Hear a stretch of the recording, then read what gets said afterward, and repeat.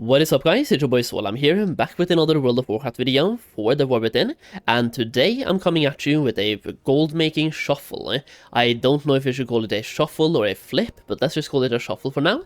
It is a very good, or potentially very good way to make gold in the War Within.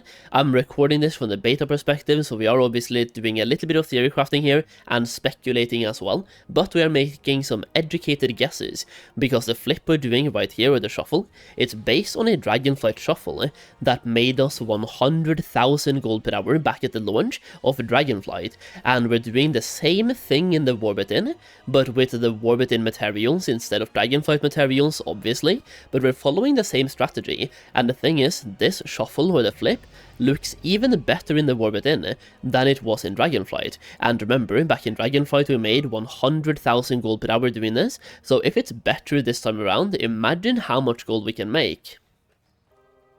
Now, once again, I'm making this video from the War Within's beta, and the War Within is coming out in just 2 days. We are pretty much exactly 48 hours away from the launch right now. That being said, if you're watching this live on YouTube, it is very likely a couple of days after the early access release, which means that this gold making strategy has been available for a little bit. It's going to keep being good for a couple of weeks, very likely, and it's one of those strategies that might keep coming back as well. Like, it could... A video like this, not specifically mine, but anyone else's as well, could it take off and everyone jumps on it, then the gold making strategy absolutely tanks, and then people leave, but then the gold making strategy becomes good again. So this is just one of those shuffles or gold making strategies to learn about. Try it out. If it's good, keep pumping. If it becomes bad, leave it alone for a few days and come back to it. But this is one of those videos that is going to be in early access to people that have my War Within Goldmaking Guide, which you can check out down below to get early access to future videos as well, which means when I find good ways to make gold in the War Within, like through crafting, flipping, farming, you name it, the best gold farms as well, when I find those, I will share that video with you guys who have the Goldmaking Guide ASAP. Like, the second I find them, I will share them with you guys as early access before those videos goes live on YouTube. And if you've been watching on YouTube for a while for World of Warcraft content, specifically gold making, you probably know this. People, when they find their way to make gold, they use that method themselves before making YouTube videos on it.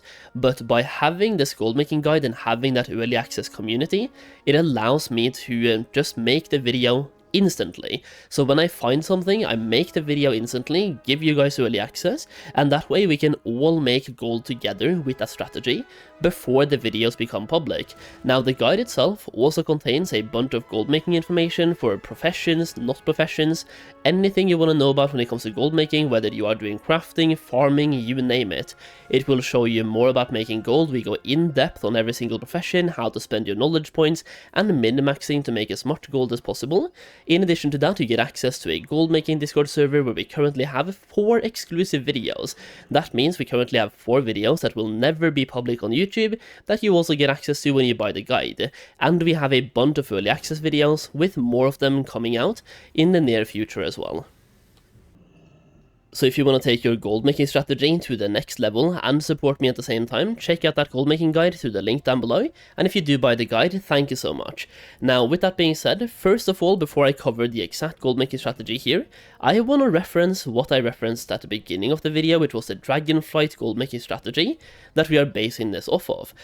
Don't ignore my face camera there, by the way. Don't know if I look better or worse, don't really care. Either way, this was a 100,000 gold per hour by crafting Dragonflight Goldmaking Shuffle video, which you can see kinda took off, and we had this video in early access in my Dragonflight Goldmaking Guide for about 5 days, where we consistently made 100,000 gold per hour from crafting.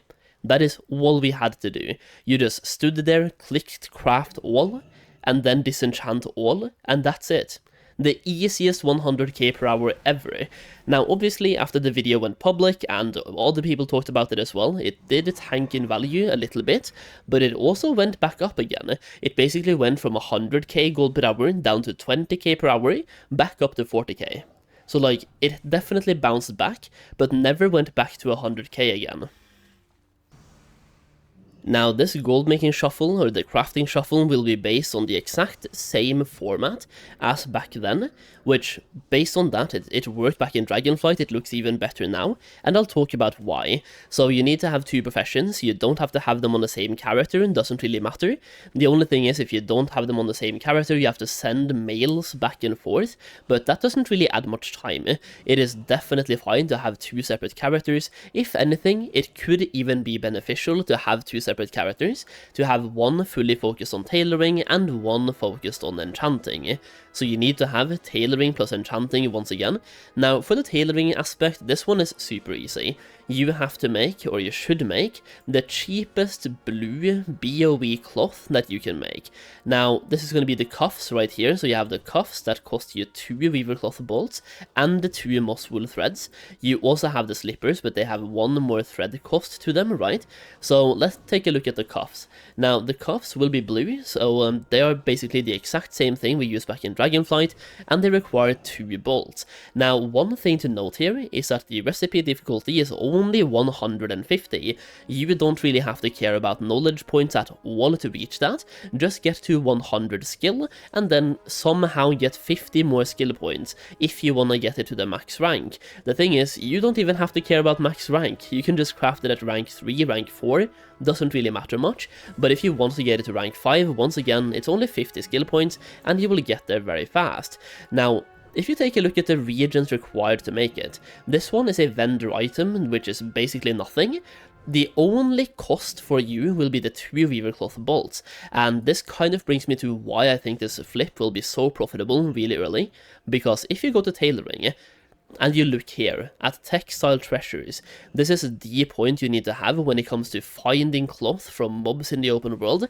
It will increase the cloth you get by 100% when you max this out, but when you learn this, learning a subspec of your choice and find weaver cloth bolts from humanoids, this means that anyone who's farming cloth in the open world, which will be a lot of people by the way, they will find weaver cloth bolts. And going back to Dragonflight here, you usually find rank 1 or rank 2 bolts, and they will be dirt cheap.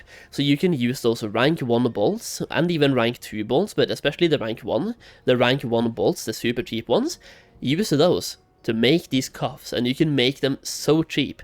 I can even see it being like 10-20 gold per bracer. So the tailoring part is super easy. Once again, you are focusing on buying the cheapest cloth you can, making a bunch of these bracers, and either disenchanting them on the same character if you have both tailoring plus enchanting, or mailing them to your enchanter. There is one more thing that I want to say before I leave you guys when it comes to tailoring, before we go to enchanting here. You want to focus as much as you can on resourcefulness here. You want to have a profession tool, preferably the rare one, because they have higher stat values, and use a missive to guarantee the resourcefulness stat on that tool.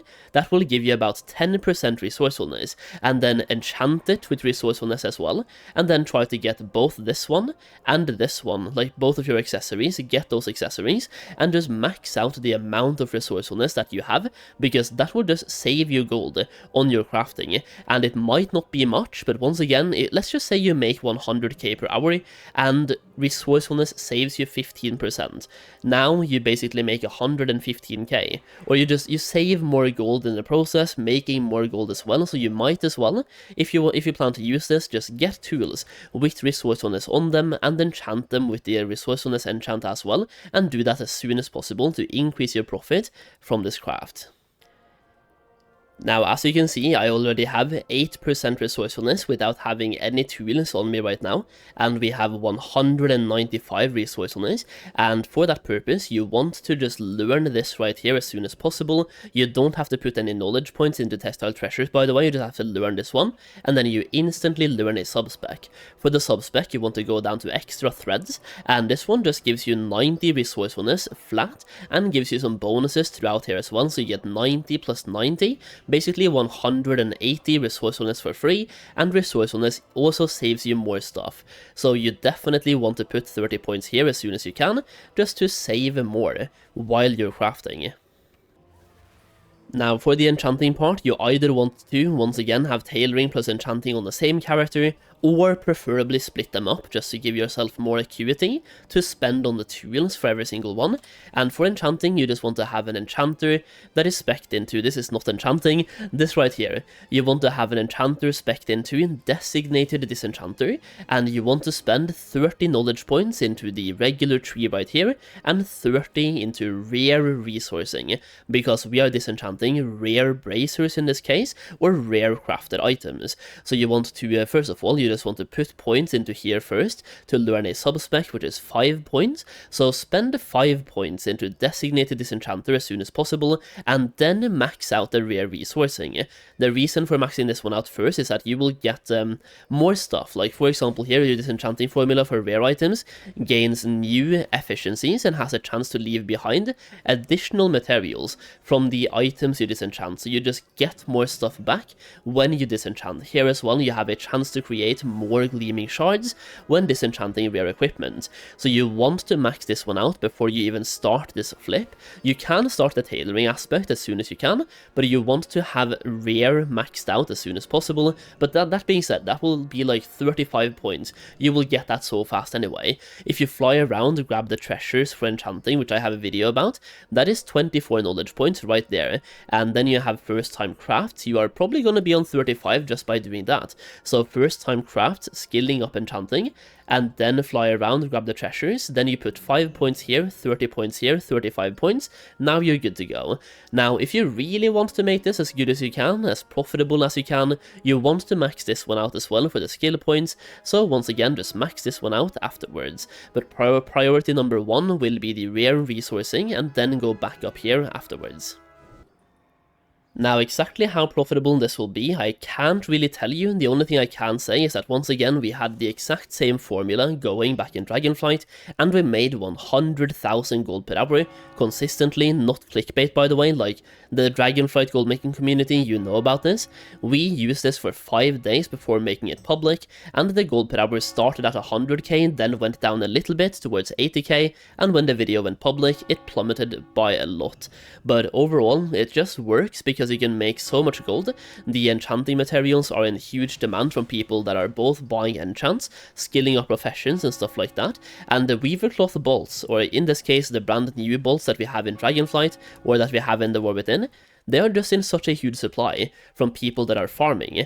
Like, they are able to find those bolts while they are farming, and people are doing 2x4 farms with tailoring, killing tens of thousands of humanoids by the way, and they will find so many of these bolts, the weaver cloth bolts, which are then, once again, that is the main reagent that you are looking for, and you don't have to care about the quality. You can use quality 1 bolts to make this bracer, so it just creates the perfect gold making scenario and the perfect loop for a shuffle.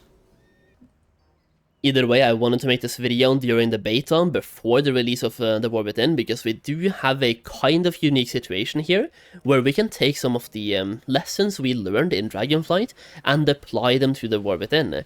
So in this case, we know this shuffle worked back in the day, there's no reason why it shouldn't work now, and once again, due to the rare disenchanting formula that we have now, where you get more stuff, you have designated disenchanters, and you have the whole spec for disenchanting items, it should just be even better in the War Within than it was back in Dragonflight. So there it is. If you try this out when the expansion is out, let me know how much gold per hour you are able to make, and please do so during the early access part before the video becomes public. I would love to see some of the big numbers here on how much gold we can make from this, so let me know in the comments down below, and that's pretty much what I have for you today. Once again, if you want to have early access to future gold making videos, both gold farms, crafting shuffles, you name it, check out my War Within Goldmaking Guide, and once again, if you do so, thank you so much. Your support really means a lot to me, and it is directly what allows me to spend so much time trying to find ways to make gold and share them with you guys.